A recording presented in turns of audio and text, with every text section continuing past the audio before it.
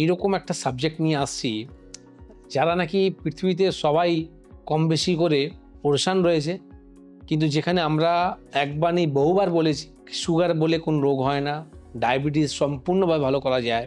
এটা কিভাবে হয় আজকে দেখুন।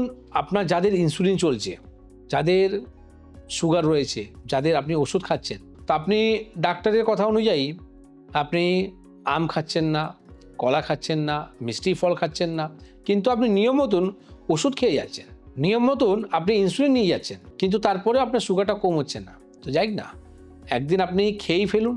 ঠিক এইরকমই একটা মানুষের মধ্যে এই জিনিসটা এসছিল কি আমি আজকে খেয়েই নেব। সেদিন উনি কী করলে জানেন, দম ভরে একদম ভরপুর একদম ফল খেয়েছে, মিষ্টি ফল। অবাক হয়ে যাবেন শুনে, তার কিন্তু সুগারটা বাড়েনি। জানেন কেন?